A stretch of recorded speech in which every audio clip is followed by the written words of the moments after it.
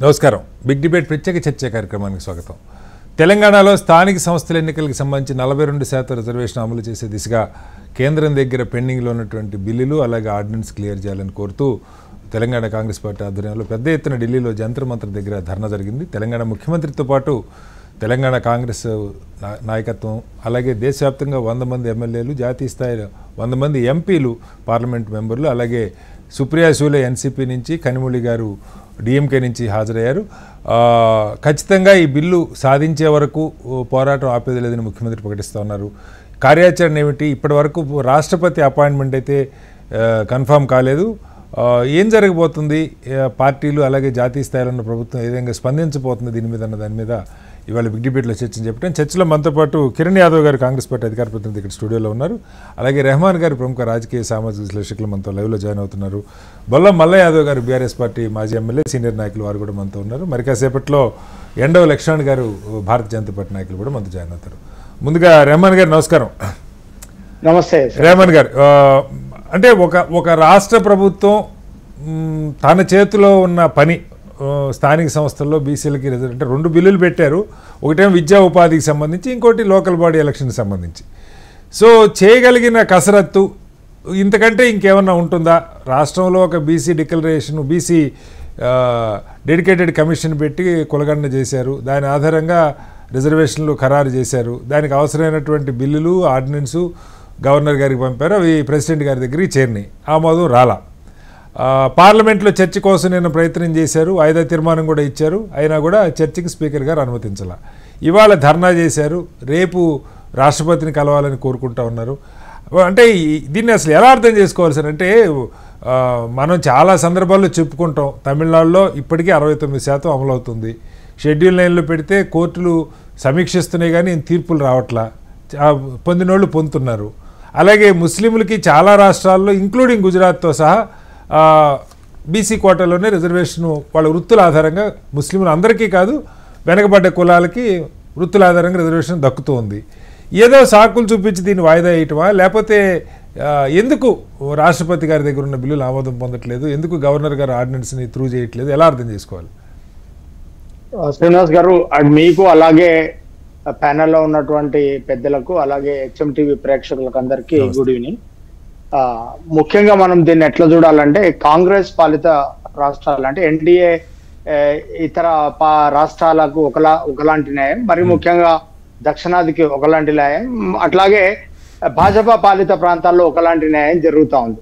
అంటే కాంగ్రెస్ పాలిత ప్రాంతాలు అంటే ఇండియా కూటమిలో భాగంగా ఉన్నటువంటి రాష్ట్రాలు వాళ్ళ బిల్లులకు సంబంధించి, లేకపోతే వీటిని అమలుకు, లేకపోతే గవర్నర్ దగ్గర పెండింగ్ ఉన్న, రాష్ట్రపతి దగ్గర పెండింగ్ ఉన్న, సుప్రీంకోర్టు తలుపు తట్టడం, లేకపోతే రోడ్ ఎక్కడం, ధర్నాలు చేయడం అనేటువంటి పరిస్థితుల్ని మనం చాలా కాలంగా చూస్తున్నాం. సుప్రీంకోర్టు కూడా ఈ మధ్య కాలంలో ఈ విషయాలపై పెద్ద ఎత్తున చర్చ జరిగింది, వ్యాఖ్యానించింది. అంటే ఎవరు ఎక్కడైనా సరే ఏ ఉన్నత పదవుల్లో ఉన్నా వాళ్ళందరూ అండర్ కాన్స్టిట్యూషన్ అంటే రాజ్యాంగానికి లోబడి మాత్రమే పనిచేయాలి అనేటువంటి ఒక వివాదం చాలా కాలంగా నడుస్తా ఉంది. అంటే మనం చాలా సార్లు మాట్లాడుకున్నాం శ్రీనివాస్ గారు, ఈడబ్ల్యూఎస్ రిజర్వేషన్లు ఇచ్చినప్పుడు అదే వాళ్ళు ఉన్నదే 10%, అందులో ఆ 10%కి 10% గంపగుత్తగా కమిషన్లు కానీ లేకపోతే రిజర్వేషన్లు ఇచ్చినప్పుడు కమిషన్లు అంటే రాజ్యాంగ స్ఫూర్తికి విరుద్ధంగా, అంటే రాజ్యాంగం ఏం చెప్తుంది, సామాజిక వెనకబాటుతనానికి మాత్రమే రిజర్వేషన్ ఇవ్వాలని చెప్తుంది. అంటే ఆ ఉన్నత కుటుంబాల్లో జన్మించినటువంటి వాళ్లకు అంటే ఆర్థిక వెనకబాటుతనం లేదు, దీనికి కేవలం సామాజిక వెనకబడి అంటే బ్యాక్వర్డ్ క్లాజ్ కు మాత్రమే రిజర్వేషన్ ఉంది. అట్లాంటి సందర్భంలో రాజ్యాంగ స్ఫూర్తికి విరుద్ధంగా 10% రిజర్వేషన్ ఇవ్వడం, వెంటనే 9th షెడ్యూల్ పెట్టేసుకోవడం, రాత్రి ఇదంతా జరిగిపోవడం జరిగింది. ఇక్కడ అణగారినటువంటి వర్గాలు ఎవరైతే ఈ దేశంలో దోపిడీ గురైనటువంటి వర్గాలు, లేకపోతే సామాజిక బహిష్కరణ గురైనటువంటి వర్గాలు, అణచవేయబడ్డ వర్గాలు, అట్లాగే ఉత్పత్తిలో భాగమైనటువంటి వర్గాలు, ఈ దేశానికి తిండి పెట్టినటువంటి వర్గాలు బీసీలు, వీళ్లకు నా రిజర్వేషన్ పెంచాలి అనుకున్నప్పుడు నిజానికి అప్పర్ కాస్ట్ నాయకత్వంలో ఉన్నటువంటి అనేక రాజకీయ పార్టీలు అనేక సందర్భాల్లో రిజర్వేషన్ ఊరికే రాలేదండి. ఈ దేశంలో అనేక పోరాటాలు జరిగినాయి, అనేక సార్లు కోర్టులకు వెళ్ళారు, కోర్టులు కూడా కొట్టేసినాయి. విపి సింగ్ లాంటి ప్రభుత్వం రిజర్వేషన్ ఇద్దాం అనుకున్నప్పుడు, మండల్ కమిషన్ అమలు చేద్దాం అనుకున్నప్పుడు కమండల్ ఉద్యమం ఈ దేశంలో వచ్చి ఆ ప్రభుత్వాన్ని కూల్చేసినటువంటి అంటే ప్రభుత్వాలనే కూల్చేసినటువంటి పరిస్థితులకు బీసీలకు రిజర్వేషన్లు ఇచ్చినప్పుడు చూసాం. కాబట్టి వీళ్ళు ఏదైతే చెబుతున్నారు ఇప్పుడు మనకు ఈ రాష్ట్రంలో రాజశేఖర రెడ్డి గారు ముఖ్యమంత్రి ఉన్నప్పుడు 2004లో అంతకు ముందు ఉన్నటువంటి ఈ 25% 4% జోడించి, అంతకుముందు 5% జోడిస్తే 50% దాటుతున్నదని కోర్టులో అబ్జెక్షన్ చెప్పినప్పుడు 4% తగ్గించి 29% బీసీ రిజర్వేషన్ ను ఈ రాష్ట్రంలో ఇచ్చారు. అంటే ఇప్పుడు అంటే కొంతమంది చెప్తున్నటువంటి వాదన ఏంటంటే ఇందులో డైరెక్ట్ గా 10% ముస్లింలకు పోతుంది అని చెప్తున్నారు. అస్సలు పోదండి.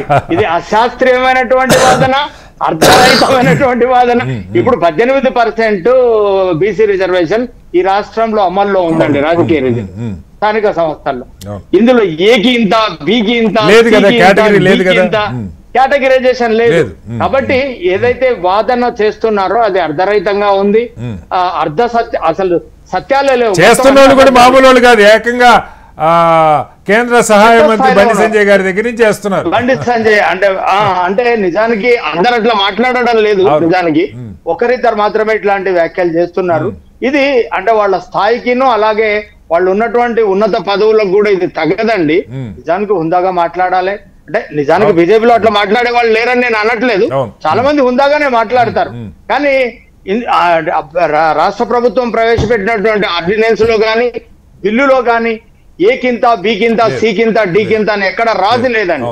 కాబట్టి లేని దాన్ని జోడించి ఈ అణగారినటువంటి వర్గాలు ఈ రాష్ట్రంలో ఈ దేశంలో చాలా కాలంగా అంటే మనుధర్మ శాస్త్రానికి అణిచివేయబడ్డటువంటి వాళ్ళు, చేతి వృత్తులను బతికినటువంటి వాళ్ళు చిన్న చిన్న స్థానిక సంస్థల్లో ఎలాగూ చట్టసభల్లోకి ఓబీసీలకు రిజర్వేషన్ లేదు, కానీ ఈ స్థానిక సంస్థల్లో చిన్న చిన్న పదవుల్లో కూడా రానివ్వకుండా అంటే సహేతుకరమైనటువంటి కారణాలు, శాస్త్రీయమైనటువంటి కారణాలు చెప్పకుండా అడ్డుకోవడం అనేది నిజానికి ఇది బాధాకరం.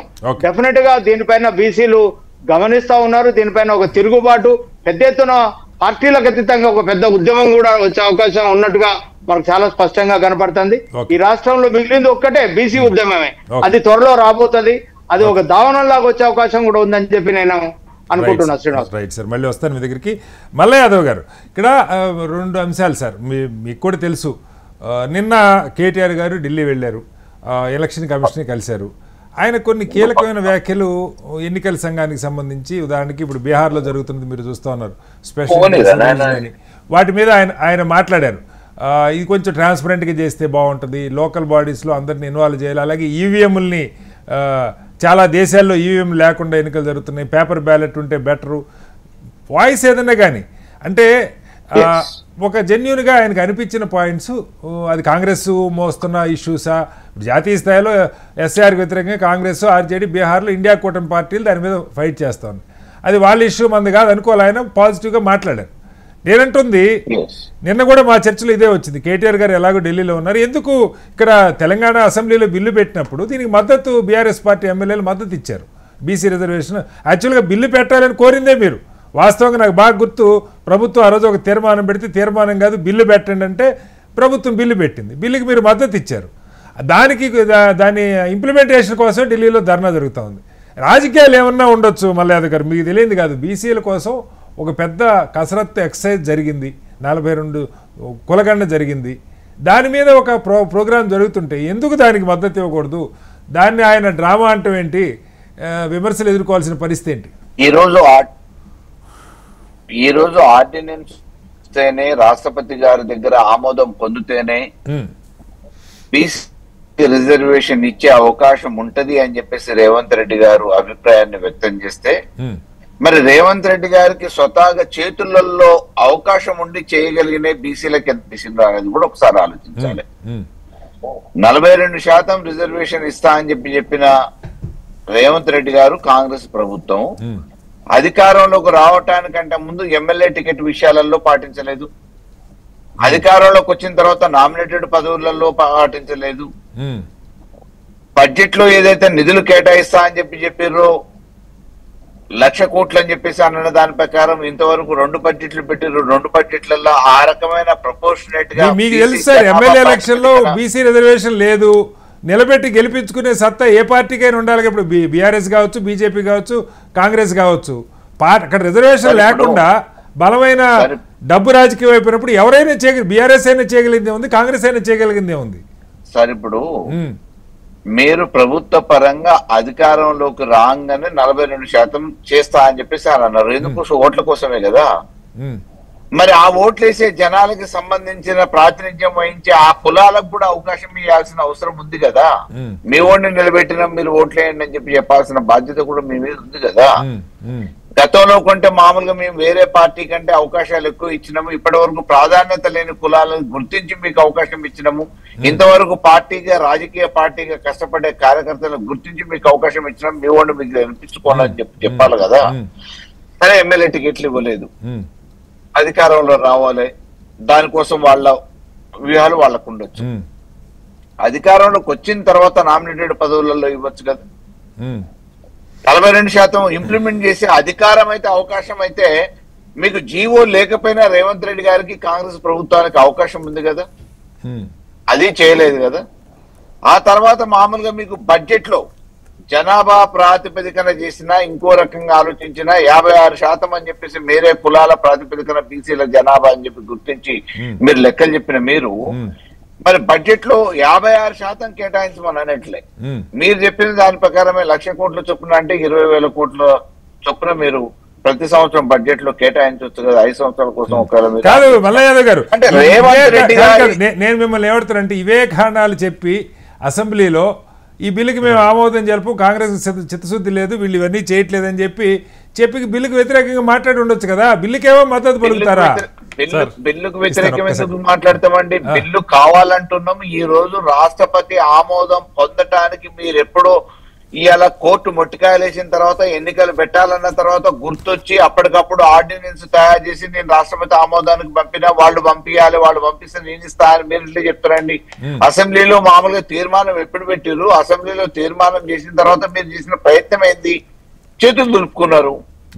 అంటే మీకు ఆ చిత్తశుద్ధి లేదు. కేవలం ఓటు బ్యాంక్ రాజకీయాల కోసం బీసీలు వాడుకోవాలనే ప్రయత్నంలో భాగంగా మీరు అన్ని 6 హామీలు కానీ 450 హామీలు కానీ ఏదైతే ఇచ్చారో హామీలలో భాగంగా ఇది ఇంకా అట్రాక్టివ్ గా 42% అని చెప్పేసి బీసీ ఓట్ల కోసం మాట్లాడేది తప్ప మీకు చిత్తశుద్ధి లేదు అనటానికి నిదర్శనం, ఆధారం ఇంతకంటే ఇంకోటి లేదు.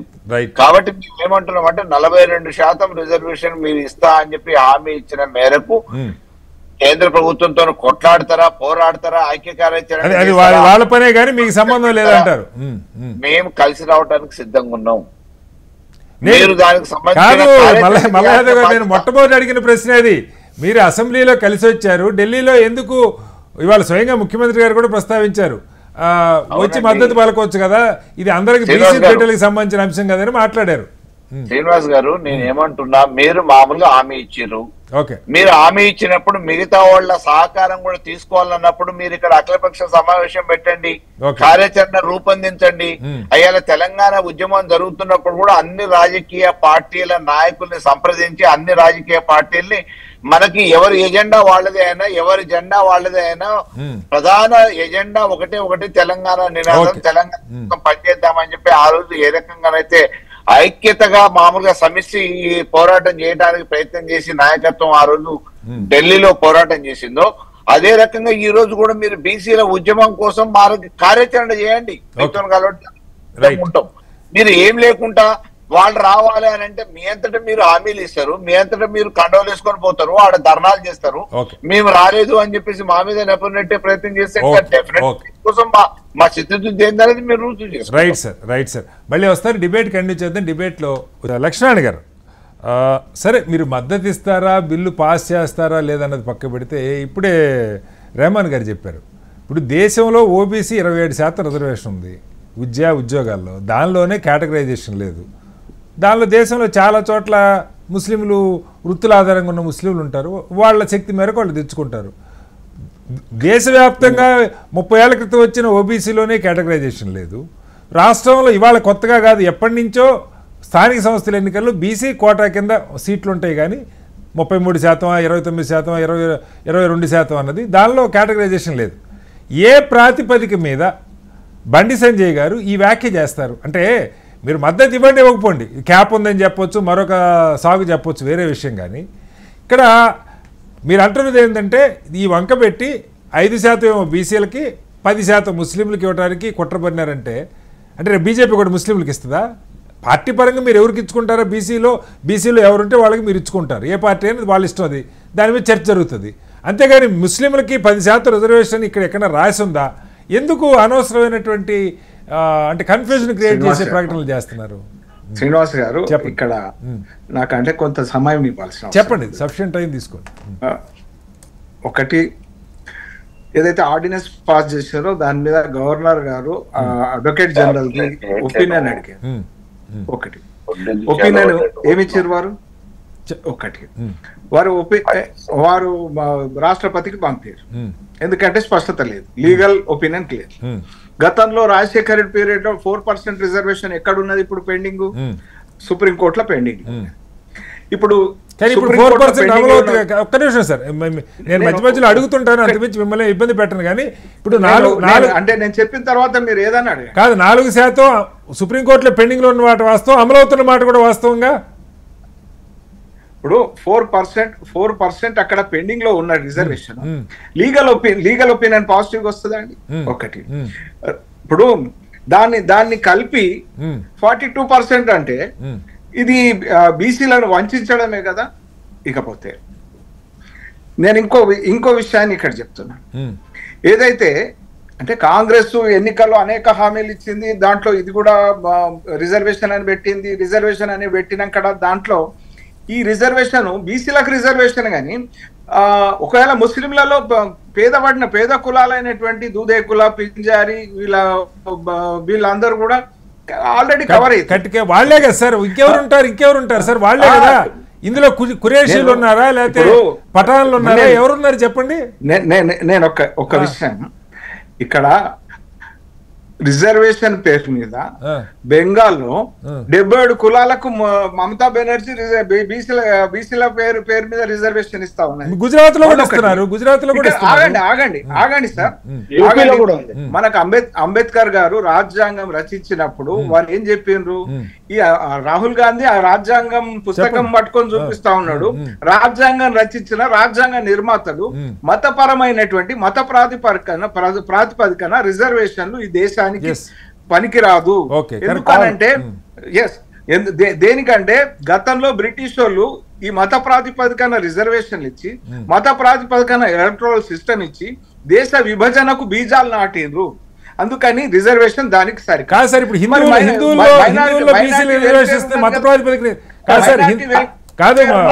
ఒక్క సెకండ్ మీకే బ్యాక్వర్డ్ క్లాస్ ఉన్నది. మరి ఈబీసీ కూడా ఈబీసీలో వారు రెహమాన్ గారు ఇంతకు ముందు చెప్తున్నారు 10% ఉన్న ఈబీసీలు 10%. అరే 15%, 18% ముస్లిమ్స్ కూడా ఈబీసీలో వస్తారు కదా.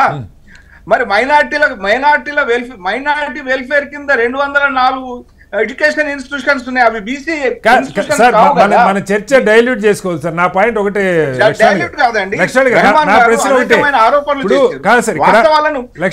కర్ణాటకలో కాంగ్రెస్ అధికారంలో ఉన్నది, కాంగ్రెస్ సెన్సస్ చేపించింది, కాంగ్రెస్ అక్కడ ప్రస్తావన లేదు. ఇది డ్రామా కాకుంటే మరి నా ప్రశ్న ఇప్పుడు బీసీల రిజర్వేషన్ మత ప్రాతిపదికన ఇస్తున్నారా సార్? బీసీలను మోసం చేయడం కాకపోతే ఇది ఏంది? మీరు మా ప్రశ్న వినట్లా. రేవంత్ గారు అడగండి. నేను ఇంకో విషయం చెప్తాను. శ్రీనివాస్ గారు, లక్ష్మీనారాయణ గారు, ఇప్పుడు సిక్కుల్లో ఎస్సీలకు రిజర్వేషన్ ఉంది, క్రిస్టియన్లలో బీసీసీ రిజర్వేషన్ 1% అమల్లో ఉంది.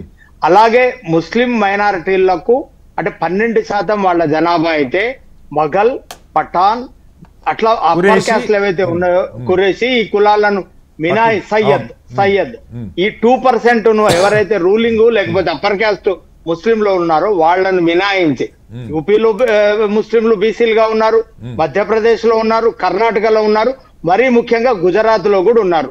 దేశవ్యాప్తంగా ముస్లింలలో అంటే నాయి బ్రాహ్మణులు ఉన్నారు, చాకళ్ళు ఉన్నారు, చేసే వాళ్ళు ఉన్నారు, కటికలు ఉన్నారు, మటన్ కొట్టే వాళ్ళు ఉన్నారు, పంచర్లు వేసే వాళ్ళు, అనేక వృత్తుల వాళ్ళ సముదాయం ఈ మతంలో కూడా ఉన్నది. కాబట్టి మతానికి ఇక్కడ రిజర్వేషన్ ఇవ్వలేదు.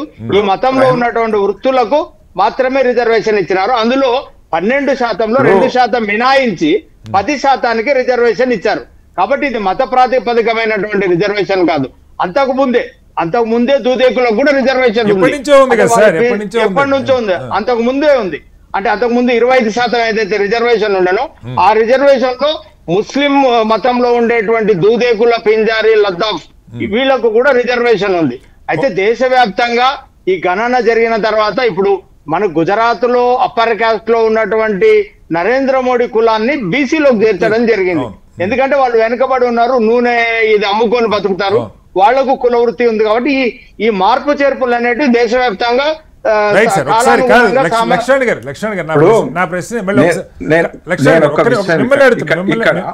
ఇప్పుడు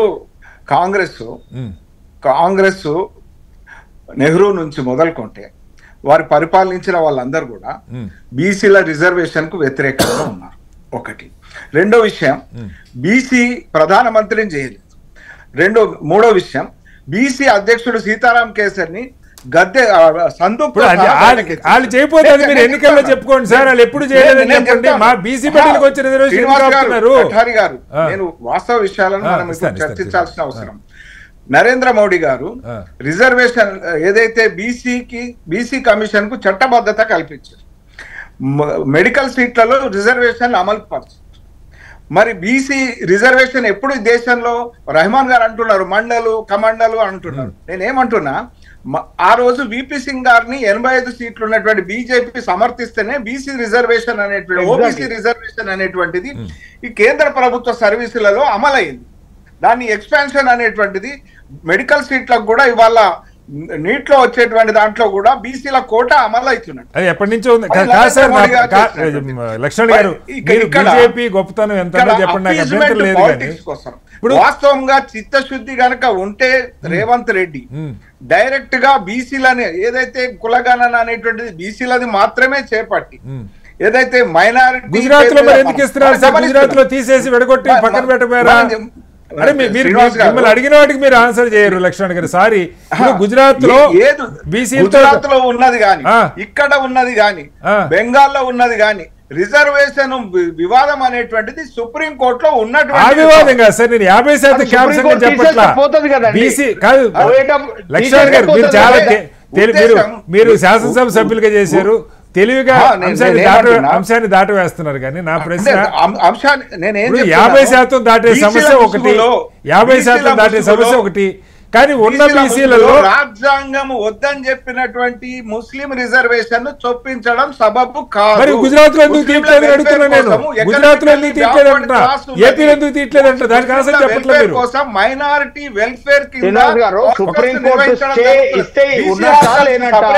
ఒక నిమిషం సార్, ఒక నిమిషం. సుప్రీం కోర్టు స్టే ఇస్తే ఉన్నట్టా లేనట్టా? ముస్లింల మీద చిత్తశుద్ధి ఉన్నదా అంటే అది కూడా వాళ్ళకి లేదనుకున్నాం సార్, వాళ్ళకి లేదనుకున్నాం. నేను మీ ఆర్గ్యుమెంట్, బండి సంజయ్ గారి ఆర్గ్యుమెంట్ ఇక్కడ ఏదో కేటగరైజ్ చేసి మాట్లాడితే ఎట్లా సార్? అది బీసీ మొత్తానికి రిజర్వేషన్ పెడితే ముస్లింలకే ఇచ్చేస్తున్నారు మొత్తం అంటే ఏ బేస్ మీద అంటారు? మీరు ఏ రకంగా సమర్థిస్తున్నారండి? నేను సమర్థిస్తున్నాను కాదు సార్. రాజ్యాంగం ఇప్పుడు దేశంలో 27% ఓబీసీ కొన్ని విద్యా ఉద్యోగాలు రాజ్యాంగం వెల్లడించిన అభిప్రాయాన్ని ఏ రకంగా తూట్లు పడుస్తారు? మరి దూరేకులకు ఎట్లా ఇస్తున్నారు, కటికి ఎట్లా ఇస్తున్నారు? ఇన్నాళ్ళు ఇస్తున్నారు, ఓబీసీలో కూడా ఉన్నారు కదా.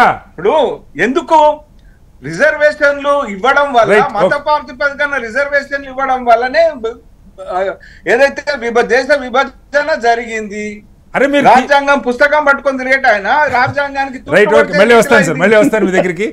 కిరణ్ గారు ఇప్పుడు మీ సరే ఆర్గ్యుమెంట్ ఏదైనా ఉండండి, వాస్తవాలు ఏమైనా ఉండండి, దేశంలో చాలా రాష్ట్రాల్లో బీసీ రిజర్వేషన్ ముస్లింలు ఉన్నమాట. బీజేపీ పాలిత రాష్ట్రాల్లో గుజరాత్ తో సహా, వేరే గుజరాత్ తో సహా ఇక్కడ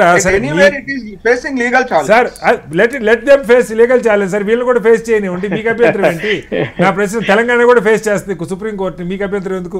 నా పాయింట్ ఒకటే, ఇప్పుడు మీరు చేయగలిగింది చేశారు. ఢిల్లీలో ఇక్కడ బిల్లులు పాస్ చేశారు, గవర్నర్ గారికి పంపారు, ప్రెసిడెంట్ గారికి పంపారు, అమలు కాట్ల పార్లమెంట్లో వాయిదా తీర్మానం తీసుకోవాలి.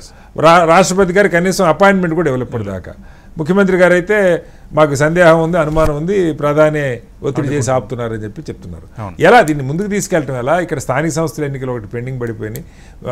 ఈ రిజర్వేషన్ అమలు మన చేతుల్లో, తెలంగాణ ప్రభుత్వం చేతిలో ఉన్నది కాదు, పార్లమెంట్లో ఏదో ఒకటి జరగాలి, లేదంటే ఆర్డినెన్స్ అన్న పాస్ కావాలి. ఏం చేయబోతున్నారు సార్? ఒకటి, ఈ బీసీలకు 42% రిజర్వేషన్ల కోసం మొట్టమొదటిగా తెలంగాణ రాష్ట్రం కాంగ్రెస్ ప్రభుత్వం ఏర్పడిన తర్వాత మేము కులగణన కూడా చేసి ఎంతమంది ఉన్నారని తేల్చి దాన్ని అసెంబ్లీలో చర్చ పెట్టినాం. ఆ చర్చలో భాగంగా దాంట్లో పాల్గొన్న బీజేపీ మరియు బీఆర్ఎస్ కాంగ్రెస్ పార్టీ అందరు ఎమ్మెల్యేలు మద్దతు ఇచ్చారు, పార్టిసిపేట్ చేసి మద్దతు ఇచ్చారు. వారందరికి కూడా ధన్యవాదాలు. ఎందుకంటే మా బీసీల పక్షాన మీరు అందరూ కొట్లాడుతున్నందుకు ధన్యవాదాలు. అసెంబ్లీలో మీరు మద్దతు ఇచ్చినందుకు.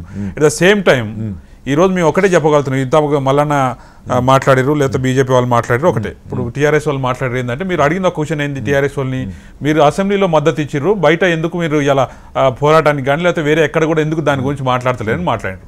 వారేం మాట్లాడతారు, మీరు మంత్రి పదవులలో ఇవ్వండి, ఎలక్షన్లో ఎమ్మెల్యే కోటాలు ఎందుకు ఇవ్వలేదు, చైర్మన్లు కార్పొరేషన్ చైర్మన్లు ఎందుకు ఇవ్వలేదు, ఇదంతా ఎందుకు ఇవ్వలేదు, ఎంత బడ్జెట్ పెట్టిర్రు. ఇవాళ సబ్జెక్ట్ అది కాదు. ఇవాళ దీన్ని బీసీ రిజర్వేషన్ అనేది ఒక రాజ్యాంగబద్ధంగా దానికి తెచ్చుకోవడానికి, సాధించుకోవడానికి మన రాష్ట్రం నుంచి ఏం చేయాలో అది చేసి అక్కడికి పంపించను. దాని మీద మీ ఉద్దేశం ఏంది, మీ ఒపీనియన్ ఏంది, మీ దాని మీద మీరు ఎస్ అంటారు, అనుకూలమా లేకపోతే వ్యతిరేకమా చెప్పమంటే, రేవంత్ రెడ్డి ఇక్కడ ఇది చేయలేదు, లేకపోతే కాంగ్రెస్ పార్టీలు ఇది చేయలేదు, ఈ కుంటి సాకులు వద్దు. ఏం చేయాలనేది రేపు రాజ్యాంగబద్ధంగా సాధించుకోవడానికి ఏం చేయాలనో ఆ అంశానికి దానికి మాట్లాడితే మంచిది. కానీ ఇప్పుడు మీ జరుగుతున్న సబ్జెక్ట్ ఏంది, వారు మాట్లాడింది ఎస్ మాట్లాడదు, దానికి కూడా కదా బీసీలకు ఎన్ని పదవులు వచ్చినాయి. ఈ రోజు సబ్జెక్ట్ ఏంటంటే, మీరు అనుకూలమా వ్యతిరేకమా ఒకవేళ కాంగ్రెస్ పార్టీగా ఢిల్లీ అసెంబ్లీలో అనుకూలం, దేశవ్యాప్తంగా అదే కదా. ఇప్పుడు అసెంబ్లీలో ఏంటంటే ప్రజలందరూ ఒక్క నిమిషం సార్, ఒక్క సెకండ్ ఇస్తాను, మల్లయ్య గారు ప్లీజ్. వీరందరూ మాట్లాడిన దానికి చెప్తా. ఇప్పుడు అసెంబ్లీలో మాట్లాడే తెలంగాణ ప్రజలు అరే మద్దతు ఇచ్చారు కదా అనుకోవడానికి మేము కూడా నిజంగా పర్వాలేదు, బీఆర్ఎస్ వాళ్ళు కూడా మద్దతు ఇచ్చారు కానీ సంతోషపడ్డాం. కానీ ఈ రోజు ఏదైతే అసలు గారికి పోయేసరికి వీళ్ళు వెనకడుగు చేసే ప్రయత్నం చేస్తా ఉన్నారు. ఈ రోజు కేటీఆర్ గారు కూడా ఢిల్లీలో ఉన్నారు. అట్లీస్ట్ మీ కాంగ్రెస్ పార్టీగా ధర్నా చేసినా మీరు రానవసరం లేదు, మీరు బయట మీడియాకి చెప్పాల్సింది, మీడియా మీద మాట్లాడాల్సింది. బీసీలకు 42% ఇవ్వాల్సిందే, గతంలో మేము మోసం చేసినాం కానీ ఇప్పుడు వాళ్ళు కాంగ్రెస్ పార్టీలు చేస్తున్నారు, ఇస్తే మంచిదని ఒక మాట మాట్లాడాల్సింది. తప్పేముంది దానికి? గతంలో కూడా ఇదే సమస్యలండి, మోసం చేశారని అనాల్సిన పని లేదు. కానీ ఆ రోజు ఆ రోజు మీకు ఉన్న రిజర్వేషన్లు, రాజకీయంగా ఉన్న రిజర్వేషన్లు తగ్గించి ఇచ్చిన ఘనత బీఆర్ఎస్ పార్టీది. సరే ఈ రోజు కాంగ్రెస్ పార్టీగా ఒక అడుగు ముందుకేసినాం, మేము చేస్తా ఉన్నాం, దానికి మీరు ఎందుకు మద్దతు ఇస్తలేరు? ఢిల్లీ లెవెల్లో మీ ఎంపీలు ఉన్నారు, పార్లమెంట్ లో ఉన్న అందరు ఎంపీలకు లెటర్ రాసినాం, మాకు ఈ అంశం ఉంది, దీని మీద మద్దతు ఇవ్వండి లెటర్ రాసినాం, చాలా మంది వరకు వచ్చారు. మీ స్టాండ్ అనేది క్లియర్ గా చెప్పాలంటున్నారు తెలంగాణ ప్రజలు. మీ స్టాండ్ ఏందో క్లియర్ గా చెప్పాలి, వాళ్ళు తెలుసుకోవాలి కూడా. వాళ్ళు వేరే విషయాలు మాట్లాడదు, ఈ ఒక్క సబ్జెక్ట్ చెప్తే అయిపోదా? మీరు చెప్పి అయిపోయింది. మీరు మాట్లాడుతున్న సేపు ఆయన లక్ష్మణ్ గారు, కిరణ్ గారు మీరు అంతా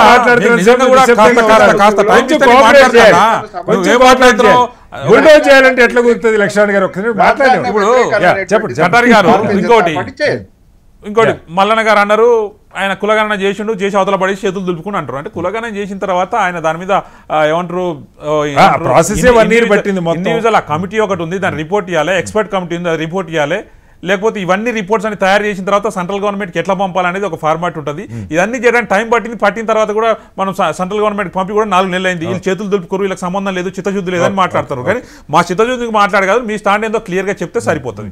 అది బీఆర్ఎస్ పార్టీ. ఈరోజు బీజేపీ అన్న మాజీ శాసనసభ్యులు మాట్లాడుతూ ఉన్నారు, వారికి బాగా తెలుసు, నాకన్నా ఎక్కువ బాగా తెలుసు, చాలా సీనియర్లు. వాళ్ళు ఏమంటారు, వాళ్ళని కూడా సేమ్ క్వశ్చన్, మీరు ఎందుకు మద్దతు ఇస్తలేరు అని మాట్లాడితే ఆయన ముస్లింలకు ఇస్తున్నారు అంటే ఈయన మాజీ శాసనసభ్యులు కాకుండా ఈ రోజు హోంమంత్రిగా ఉన్న బండి సంజయ్ మాట్లాడతారు, అధ్యక్షుడు రామచంద్రరావు గారు కూడా డైరెక్ట్ మాట్లాడతారు, అసలు ముస్లింలకు ఇస్తున్నారని.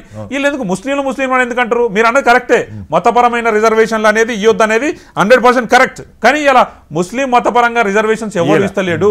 ఇలా బ్యాక్వర్డ్ క్లాసెస్ అంటే వెనుకబడిన తరగతులకు మాత్రమే ఈ రిజర్వేషన్స్. బీసీ అంటే ఒకటే క్యాస్ట్ అయితే అది ఇంకోటి కాదు. అది ఎవరైతే వెనుకబడిరో వారందరికీ రిజర్వేషన్ ఇవ్వాలనేది దీని ఉద్దేశం. దాన్ని ముస్లింలకు ఎంత సరే మీరు అన్నట్టు ముస్లింలకు ఎంత మీరు గుడ్డిగా సమర్థిస్తున్నా మీరు సమర్థించుకొని ముస్లింలకు ఇస్తున్నా అంటే ఏ ముస్లింలకు ఇస్తున్నావు, ఎంత రిజర్వేషన్ ఎంత పర్సెంటేజ్ ఇస్తున్నావు మరి చెప్పాలి. ఊకే ముస్లింలు ఎందుకు మీకు ప్రతిసారి ముస్లింలు ఎందుకు వస్తారు? మీకు రిజర్వేషన్లు వచ్చినా ముస్లింలే, రాజకీయాలు వచ్చినా ముస్లింలే, పండుగలు వచ్చినా ముస్లింలే అంటున్నా. మీ జీవితం అంతా ముస్లింలే ఏడవడం అంటున్నా. కనీసం కొంత విద్యుత్ కేంద్ర మంత్రిగా పనిచేస్తున్న బండి సంజయ్కి జ్ఞానం లేకపోతే ఎట్లయితుంది? మీరు రామచంద్రరావు మాట్లాడతారు ముస్లింల రిజర్వేషన్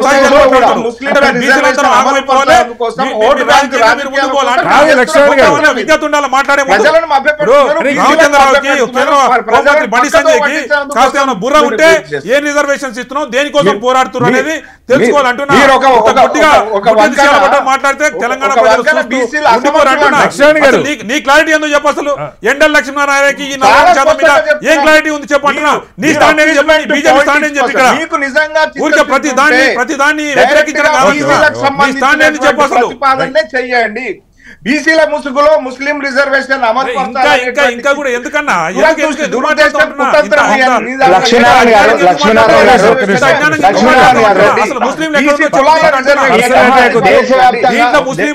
చెప్పాలి చెప్పాలంటున్నా. ఒకటి మహారాష్ట్రలో ఇస్తారు, నాగపూర్ లో కూడా ఇస్తారు, ఎక్కడ ఇచ్చినా కానీ ఇక్కడ తెలంగాణకు వచ్చే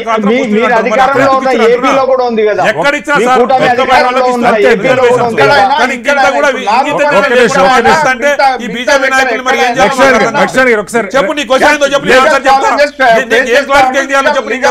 రిజర్వేషన్ ఎందుకు ఆపుతున్నావు చెప్పు నాకు. Our line is pro constitution. Constitution Gandhi ఉంది లక్ష్మణ్ గారు.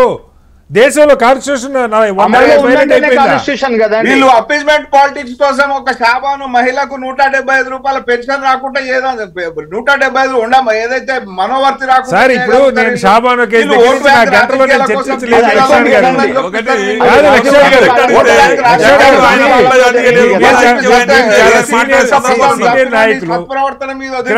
మీరు స్ట్రైట్ గా లక్ష్మణ్ గారు మతపరమైన రిజర్వేషన్ కాదు. మతపరమైన రిజర్వేషన్ అంటే పటాలకి సుల్తాన్లకి లేకపోతే మొగళ్ళకి అందరికి కల్పిస్తే మతపరమైన రిజర్వేషన్ అంటారు. ఇప్పుడు హిందువులకు ఇస్తుంది మతపరమైన రిజర్వేషన్ కాదు కదా. హిందువుల్లో బీసీలకు ఇస్తుంది మతపరమైన రిజర్వేషన్, హిందూ బీసీలకు ఇస్తుంది వాళ్ళు హిందువులు కాబట్టి పెట్టమని చెప్పండి. అదేగా సార్ ఉంది అది సార్. మీరు తెలిసి మాట్లాడి తెలిసి కూడా తెలియనట్టు మాట్లాడితే నేనే చెప్తాను. లక్ష్మీనారాయణ గారు సిక్కులలో ఎస్సీలు ఉన్నారండి, వాళ్ళకు కన్వర్ట్ అయిన వాళ్ళకు రాజ్యాంగం కల్పించింది. ఎస్సీలకు అది కాదు సార్, బీసీసీ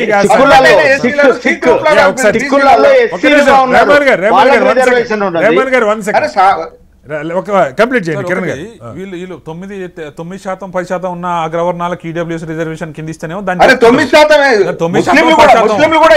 ఎంతమంది ఉంటే వాళ్ళకి రిజర్వేషన్స్ ఇస్తే బీసీ ఎవరు మాట్లాడే సార్ ఇవ్వదని చెప్పలే. ఎక్కడున్నా వెనకబడ్డానికి రిజర్వేషన్ అందాలనేది ఎవరు కూడా దానికి అందరు సమర్థించారు. కానీ ఇలా 56% ఉన్న బీసీలకు 42% ఇస్తా అంటే కూడా మీరు దానికి ఇంకా ముస్లింలకు కలుపుతా అన్నారు. నేను ఒకటే స్ట్రైట్ క్వశ్చన్ అడుగుతాను, ముస్లింలు దీంట్లో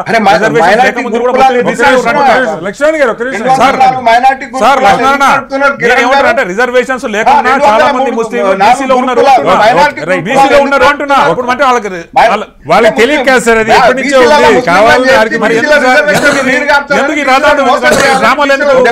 డ్రామాలు ఒకసారి రేమాన్ గారు ఏంటంటే దీన్ని ఇప్పుడు ఓబీసీ విద్యా ఉద్యోగాల రిజర్వేషన్లోనే మీరు ఫస్టే మీరు రైజ్ చేశారు పాయింట్. కేటగరైజేషన్ లేదు తెలంగాణలోనే కాదు దేశవ్యాప్తంగా అన్ని రాష్ట్రాలలో. బీసీఎల్లో మైనార్టీలు వెనకబడ్డ వాళ్ళు, కులాల పరంగా వెనకబడ్డ వాళ్ళకి రిజర్వేషన్ ఓబీసీల్లో కూడా అందుతూ ఉంది ఎప్పటి నుంచో. ఇప్పుడు ఈడబ్ల్యూఎస్లో అది మతపరమైన రిజర్వేషన్ కాదు, ఆర్థికంగా వెనకబడుతాను విద్యా ఉద్యోగాలు అది వస్తూనే ఉంది. ఇక్కడ 42% బీసీల పేరుతో ఇస్తే వృత్తుల పరంగా సామాజికంగా వెనకబడ్డ దానిలో హిందూ బీసీలు ఉండొచ్చు, ముస్లిం బీసీలు ఉండొచ్చు, ఎవరున్నా పార్టీలు ఇచ్చే సీట్లను బట్టి లేదు ఏ పార్టీ పోతే ధైర్యంగా వాళ్ళు వచ్చి జనంలో నిలబడి పోటీ చేసుకునే అవకాశం ఉంది. ఈ వంక చూపెట్టి ఇక్కడేమో మద్దతు ఇస్తారు, అక్కడ ఢిల్లీలోనేమో 50% క్యాప్ అంటారు. సుప్రీంకోర్టు చెప్పిన దానికి భిన్నం. అది 50% అంటే ఇప్పుడు ఈడబ్ల్యూఎస్తో కలుసుకుంటే 60% అవుతా ఉంది, 60% అవుతా ఉంది. గతంలో తెలంగాణలో జరిగిన కసరత్తు అప్పుడు ఈడబ్ల్యూఎస్ లేదు, సుప్రీంకోర్టు దాన్ని పక్కకు పెట్టేసేసి 10% ఈడబ్ల్యూఎస్ ఇచ్చింది. చాలా కేసులు పెండింగ్లో ఉన్నాయి, వాస్తవం. సుప్రీంకోర్టు లెవెల్లో షెడ్యూల్ 9లో ఉన్నాయి కూడా ఉన్నాయి. తెలంగాణది కూడా ఉంటుంది. పార్లమెంట్లో దీన్ని చర్చించి షెడ్యూల్ 9లో పెడితే సుప్రీంకోర్టు పర్యవేక్షిస్తే లేదు చెల్లదే అని చెప్తుంది. ఈలోగా అన్న ఫలితాలు అనిపిస్తారు కదా, ఎందుకు మోకాలు అడుగుతున్నారు రేమన్ గారు? నిజానికి ఒక తెలంగాణలో మాత్రమే ఈ కసరత్తు జరిగితే దేశానికి భిన్నంగా తెలంగాణ వ్యవహరిస్తూ ఉంటే, తెలంగాణ ఇక్కడ ఏదో చేసేస్తా ఉంటే డెఫినెట్ గా దేశంలో తెలంగాణ భాగము ఇది ఏమంటారు బార్డర్ అటో ఇటో లేదు, దేశంలో భాగంగా ఉంది. దేశం అంతా ఒకే రకమైనటువంటి ప్రాక్టీస్ ఉంది. అది యూపీలో కావచ్చు, మనం 50% దాటినటువంటి తమిళనాడులో కూడా ముస్లింలు బీసీలు ఉన్నారు. అన్ని దేశవ్యాప్తంగా అన్ని రాష్ట్రాలలో ముస్లింలు బీసీగా ఉన్నారు. గుజరాత్ లో ఉన్నారు, అంటే 90% ఉన్నారు. అంటే ఇప్పుడు గుజరాత్ యూపీలో 90% ఉన్నారు, 10% లేదు. ఇక్కడ కూడా 12% లో 10% మాత్రమే బీసీలుగా ఉన్నారు, 2% అప్పర్ క్యాస్ట్ గా ఉన్నారు. 4-5 కులాలు అప్పర్ క్యాస్ట్ ముస్లింలు ఇక్కడ కూడా. కాబట్టి ఇప్పుడు మీకు కూడా తెలుసు, కొత్తగా బీజేపీ దేశంలో పాస్మండా అనే ఒక ముస్లిం వర్గాన్ని చాలా దగ్గర చేసుకునే ప్రయత్నం చేస్తుంది. మంచిదే కసరత్తు, మంచిదేనండి. అంటే ఏ కులంలోనైనా ఏ మతంలోనైనా సామాజికంగా అణిచివేయబడ్డటువంటి వర్గాలను అంటే ఒక సమానత్వంలోకి తీసుకురావడం కోసం బీజేపీ చేస్తున్నటువంటి ప్రయత్నాన్ని మనమేం వ్యతిరేకించాల్సిన పని లేదు. డెఫినెట్ గా అణగారిన వర్గాలను వాళ్ళ అభ్యున్నతి కోసం పనిచేయడము రిజర్వేషన్ ఉద్దేశం కూడా అదే. అంటే బహిష్కృత కులాలను, గ్రామానికి అవతల పెట్టినటువంటి కులాలను, అంటే ఆర్థిక పరమైనటువంటి వనరులలో వాటా లేకుండా అణిచేసినటువంటి కులాలను, గొర్రెలు గాయడానికి, బర్రెలు గాయడానికి చేతి వృత్తులు ఇచ్చి వడ్రంగి పని చేయాలి, నువ్వు ఈ పని చేయాలని మనుధర్మ శాస్త్రం తరతరాలుగా అణిచివేసినటువంటి కులాలు ఈ రోజు చైతన్యంలో గురించి చెప్పండి. బట్టగాల్చి మీదేశుడు కాదు, తెలియదండి. లక్ష్మీనారాయణ గారు మీకు తెలుసు కదండి, బ్రాహ్మణ క్షత్రియ వైశ్య శూద్ర ప్రజలు 4 వర్ణాలు. శూద్రులకు హక్కులు లేవు, శూద్రులకు హక్కులు లేవు. రాముడు మీరు చదవండి.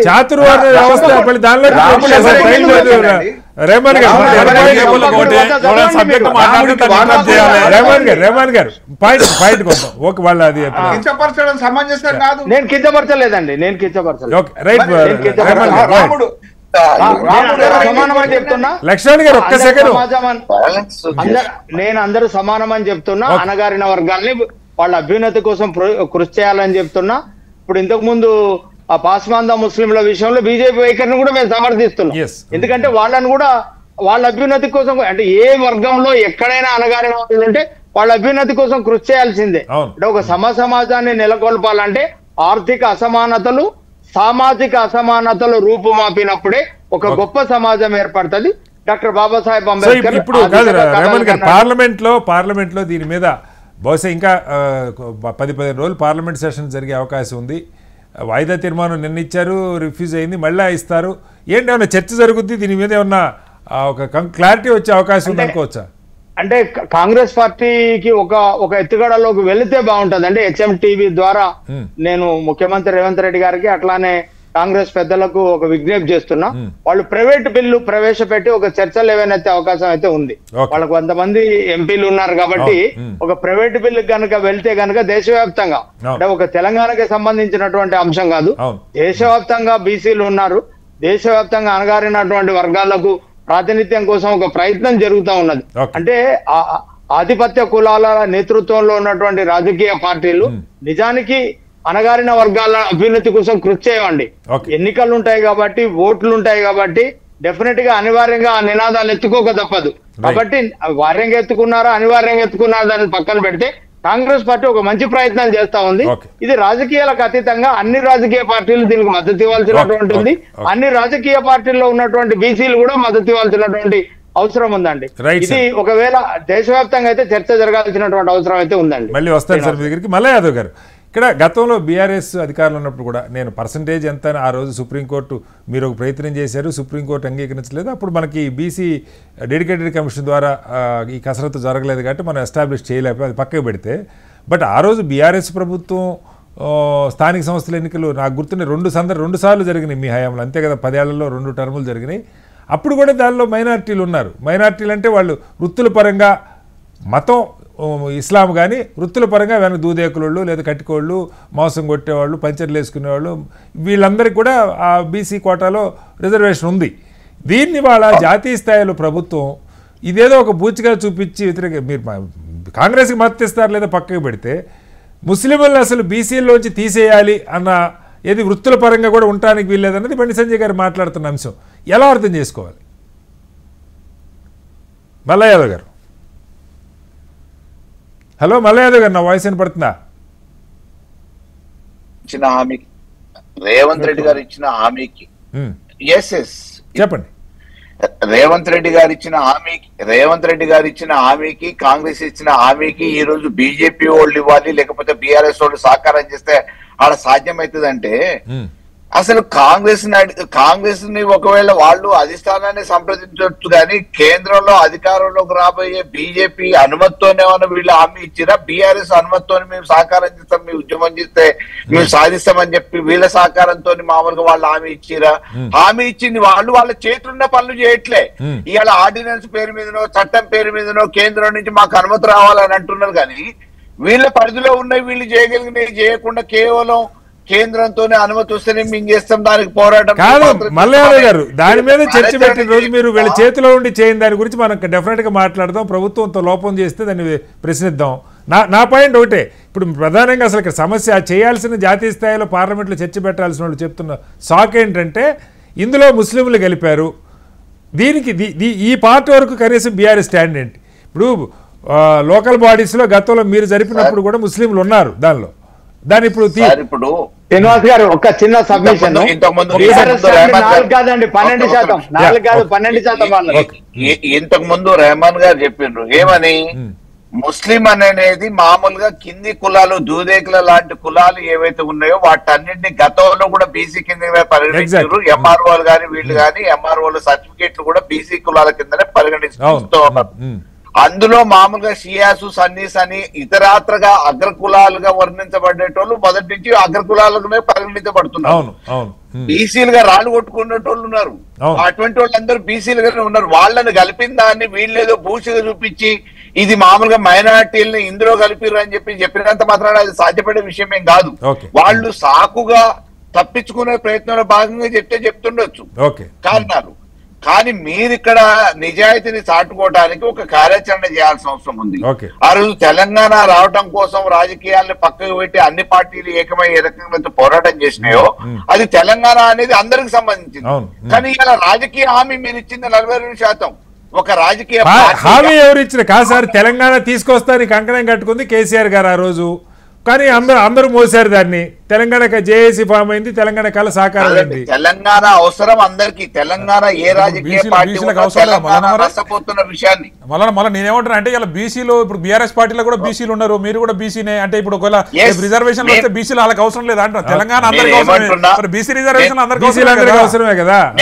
నేను చెప్పేది నేనేమంటున్నా, బీసీలుగా మేమందరం కూడా ఒక రాజకీయ పార్టీగా బీఆర్ఎస్ కూడా సహకరించడానికి సిద్ధమే, ప్రొవైడెడ్ మీ కార్యాచరణ ఏది. మీరు అఖిలపక్ష సమావేశం పెట్టిరా, ఏమైనా కమిటీ వేసిరా, లేకపోతే దీనికోసం ఇట్లా చేద్దామని ఏమైనా డిస్కస్ చేసిరా?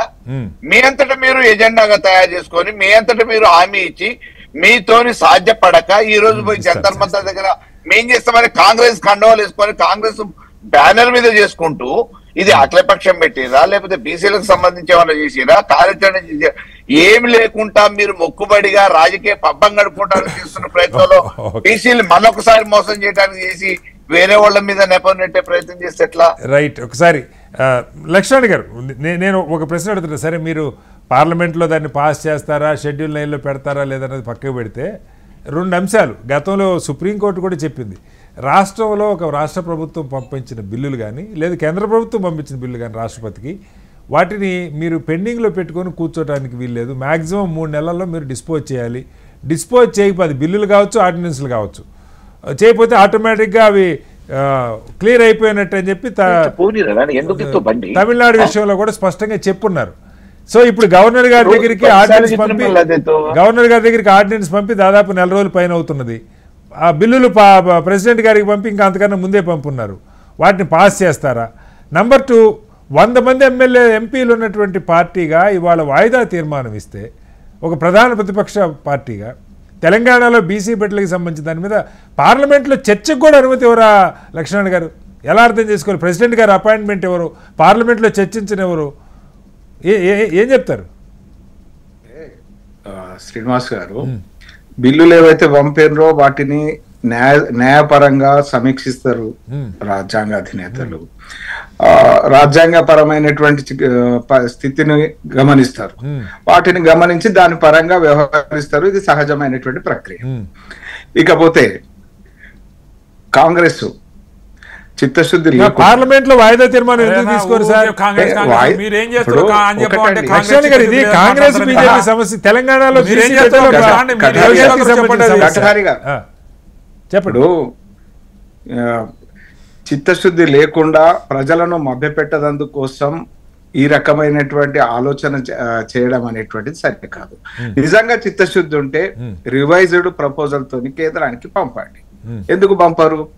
ఎందుకు మీరు ఈ రకంగా అపీజ్మెంట్ పాలిటిక్స్ ను బీసీల ముసుగులో మరి ఏదైతే ముస్లిం రిజర్వేషన్ జొప్పించి రాజ్యాంగం నిర్దేశించిన ప్రమాణాలను దెబ్బతీయేందుకు తూట్టుపడేందుకు చూస్తారు? మీకు చిత్తశుద్ధి ఉంటే ఇప్పుడైనా దాన్ని ఎందుకు తీసుకురారు? ఎందుకు రివైజ్డ్ ప్రపోజల్ తోనే ఎందుకు తీసుకుపోరు?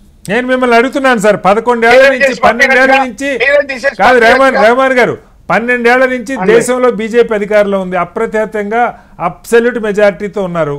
ఓబీసీ రిజర్వేషన్ 27% విద్యా ఉద్యోగాలు అమలు అవుతున్నాయి.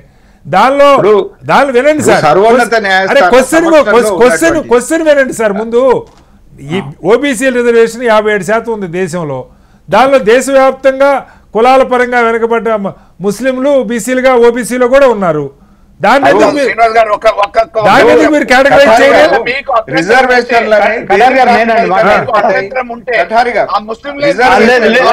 సామాజిక ఆర్థిక ఏవైతే బలహీన వర్గాలు అణగారిన వర్గాలకు రిజర్వేషన్ అందించడం జరిగింది. మరి ఏదైతే వాటికి సంబంధించి రిజర్వేషన్ ఇస్తూ ఎవరైతే ఆర్థికంగా వెనకబడినటువంటి వాళ్ళు ముస్లింలలో ఇంకా పేదవాళ్ళు ఉండరు, వాళ్ళకు సంబంధించి వాళ్ళ సంక్షేమం కోసం శ్రీనివాస్ గారు చాలా లక్ష్మీనారాయణ గారు చాలా ఇబ్బందికరంగా మాట్లాడుతున్నారు. సుప్రీంకోర్టు స్టే ఉందండి, స్టే అనుకూలంగా ఉన్నప్పుడు దాన్ని తొలగించడం అనేది సుప్రీంకోర్టు ధిక్కరణ అవుతుంది. సుప్రీంకోర్టు రిజర్వేషన్ లేదు, అట్లా తొలగించడానికి ప్రభుత్వానికి అధికారం. సుప్రీంకోర్టు స్టే మీద రిజర్వేషన్ కొనసాగుతుంది. లక్ష్మీనారాయణ గారు, సుప్రీంకోర్టు అనుకూలమైనటువంటి స్టే ఇచ్చింది. అంటే దాన్ని మీరు తొలగించినా ఇంకో లేకపోతే బీజేపీ తొలగించినా ఇప్పుడు కోర్టు ధిక్కరణ కిందికి వస్తుంది. కోర్టు అనుమతితోటి బీసీఈ రిజర్వేషన్ 4% కొనసాగుతుంది. ఒకవేళ కోర్టు తొలగిస్తే అప్పుడేం జరుగుతుంది అనేది తర్వాత విషయం, అది వేరే చర్చ. కానీ ప్రతిపాదించిన వాళ్ళకి ఈ విషయం తెలుసు.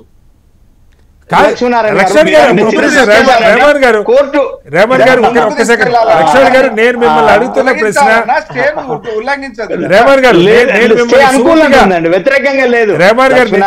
ఒక్క నిమిషం రెహమాన్ గారు ప్లీజ్. లక్ష్మణ్ గారు, నేను మిమ్మల్ని సూటిగా అడుగుతున్న ప్రశ్న, 91లో మండల కమిషన్ ఇంప్లిమెంట్ వచ్చిన దగ్గర నుంచి 34 ఏళ్ళు అవుతున్నది. ఓబీసీ రిజర్వేషన్ దేశవ్యాప్తంగా 27% ఉన్నది. విద్యా ఉద్యోగాలు అమలవుతున్నది. దానిలో ఎక్కడా కేటగరైజేషన్ లేదు. ఓబీసీలో యూపీలో యాదవులకింత, లేకపోతే ఇంకో చోట ఇంకొకళ్ళకింత, ఈ ఎక్కడ గౌళ్ళకింత, లేకపోతే ఇంకోటి ఇంత అని ఎక్కడా లేదు. దానిలో మొత్తంగా 27% ఉంది. దానిలో దేశవ్యాప్తంగా సామాజికంగా వినపడ్డ ముస్లింలు అందరూ కూడా దానిలో భాగంగా ఉన్నారు. కేంద్రంలో మీరే ప్రభుత్వంలో ఉన్నారు. ఇప్పుడు మోడీ గారి హయాంలో వచ్చి 12 ఏళ్ళు అవుతుంది. ఎందుకు దానిలో కేటగరైజేషన్ చేయలేదు మీరు? మీరు అంతకు ముందు నుంచే కోర్టులో ఉన్నది. ఏం కోర్టులో ఉంది సార్? 27% రిజర్వేషన్ లో మీరు ఎస్సీ వర్గీకరణ చెప్పారు. అంతకు ముందు నుంచే కోర్టులో ముస్లిం రిజర్వేషన్ విషయం నాంతా ఉన్నది. ఎక్కడ ఏపీ తెలంగాణ 4% సర్వోన్నత న్యాయస్థానం సమక్షంలో ఉన్నటువంటి విషయం తెలుసు. రెండో విషయం, రాజ్యాంగ స్ఫూర్తికి విరుద్ధం. ఈ ఆర్థికంగా మీరు మాట్లాడిన లక్ష్మణ్ గారు అది మతపరంగా ఇచ్చిన రిజర్వేషన్ కాదు, వెనకబాటుతనంగా ఇచ్చిందని చెప్పినా మీకు తెలియక ఒకటి అడుగుతాను. కఠారి గారు ఇప్పుడు అగ్రకులాల్లో పేదవాళ్ళని మళ్ళీ బీసీలో చేరుస్తారా? లేదు, మీరు దానికి ఈడబ్ల్యూసీ సామాజిక వెనుకబడతానానికి లేదు కదా రిజర్వేషన్. ముస్లింలకు కూడా ఈడబ్ల్యూసీ ఇస్తున్నాం కదా,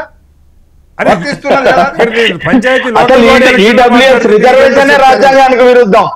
రైట్, ఈడబ్ల్యూఎస్ రిజర్వేషన్ రాజ్యాంగానికి విరుద్ధం చేసింది, అదనంగా ఇచ్చి చేస్తున్నది. ఎట్లా అవుతుంది సార్? అది పక్కకు కిరణ్ గారు. లక్ష్మీనారాయణ గారు 2004లో బీసీ రిజర్వేషన్ 25% ఉండే. రాజశేఖర రెడ్డి వచ్చిన తర్వాత 5% ఇస్తే 50% దాటిందని 30 చేస్తే కాదని 29% చేశారు. అంటే 25% అదనంగా 4% కలిపారు. బీసీల రిజర్వేషన్ 34% రిజర్వేషన్, మనము 34% బీసీ రిజర్వేషన్ ఎలక్షన్స్ కు పోయినాం. అంటే నేను విద్యా ఉపాధి రంగాలకు సంబంధించిన అంశాల గురించి తగ్గించారు. దాంట్లో మళ్ళీ ఇప్పుడు ముస్లిం రిజర్వేషన్ చొప్పిస్తున్నారు. మీరు చొప్పించింది ఏమీ లేదు సార్, అట్లా రాదండి. అది ఆల్రెడీ ఇక్కడ కొత్తగా చొప్పించింది ఏమీ లేదు. లక్ష్మీనారాయణ గారు దయచేసి అంటే మీరు విఘ్నులు అర్థం చేసుకోవాలా. మీరు చాలా విషయాలలో స్ట్రైట్ గా వచ్చి ఫైట్ చేసినటువంటి వ్యక్తి, మీరు తెలంగాణ కోసం రాజీనామా చేసినటువంటి వ్యక్తి. చాలా రాజ్యాంగం నిర్దేశించిన ప్రకారం అట్లా కాదు లక్ష్మీనారాయణ గారు. ఆల్రెడీ ఉన్న రిజర్వేషన్ అనుకూలంగా ఉన్న రిజర్వేషన్ ని రేవంత్ రెడ్డి గారు చేర్చారు. ఒకవేళ చేర్చకపోతే సుప్రీంకోర్టును గౌరవించకుండా ఉన్నట్టుంటది. అలాగే సుప్రీంకోర్టు ధిక్కరణ కిందికి కూడా వస్తుంది. కాబట్టి ఆయన చేర్చారు. చేర్చడమే న్యాయం, చేర్చకపోతే కోర్టు ధిక్కరణ. ఓకే, ఒకసారి కిరణ్ గారు సార్, ఒక్క నిమిషం లక్ష్మణ్ గారు. కిరణ్ గారు ఇక్కడ 2 పాయింట్లు. ఇందాక మళ్ళీ అదే గారు ఒక మాట చెప్పారు. నిజంగానే సరే ఇది వాళ్ళ అయిద్దా, పార్లమెంట్లో పెట్టి షెడ్యూల్ నెలలో చేరుస్తారన్న ఆశ నాకైతే లేదు వాస్తవంగా. కానీ తెలంగాణలో బీసీల ఇష్యూని మీరు దేశమంతా భారత్ జోడో యాత్ర మరొక పేరుతో రాహుల్ గాంధీ గారు చేస్తున్నారు. పార్టీల పరంగా అది ఎవరు దానికి ఓనర్షిప్ క్లెయిమ్ చేసుకుంటారో తర్వాత సంగతి.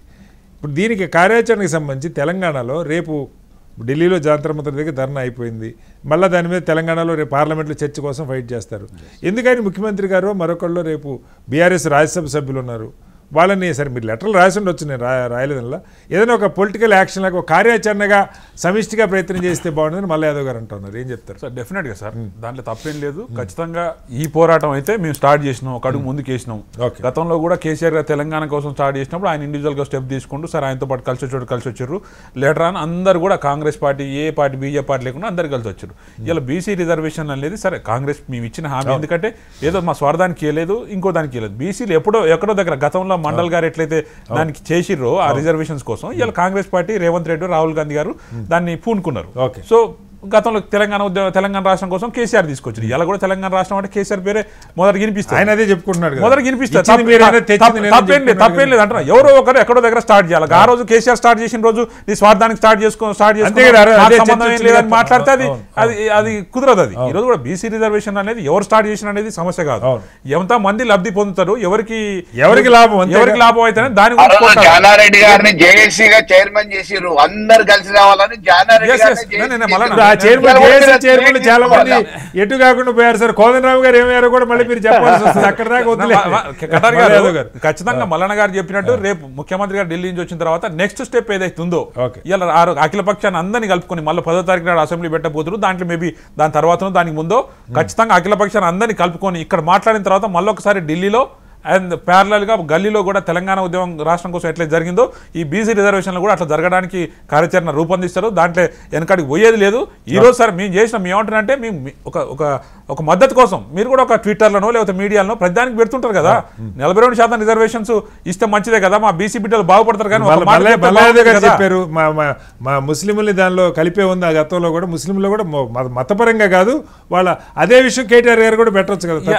నేను అంటున్నా అదే ఇస్తే ఇలా మీ పార్టీలో బీసీలకు కానీ మద్దతు దొరికేది, బీసీలకు మద్దతు దొరికేది ఖచ్చితంగా. ఎందుకు పెట్టలేదు? ఇంకోటి లక్ష్మీనారాయణ మాట్లాడుతాను, ఆయన తప్పేం లేదు అన్న, వాస్తవానికి ఆయన తెలంగాణ పట్ల తెలంగాణ ప్రజల పట్ల చాలా ప్రేమ ఉంటుంది. కాకపోతే వాళ్ళ అధ్యక్షుడు వాళ్ళ హోంమంత్రి బండి సంజయ్ గారు మాట్లాడిన మాటల్ని ఖచ్చితంగా దానికి సమర్థించుకోవాలి కాబట్టి ఏం చెప్పలేని పరిస్థితులు ఆడ కూర్చొని చెప్తా ఉన్నాడు. ఎందుకంటే ఇంకోటి బండి సంజయ్ గారు అన్న, లక్ష్మీనారాయణ నీ తప్పేం లేదన్న, మేము ఏమంటలేము మేము.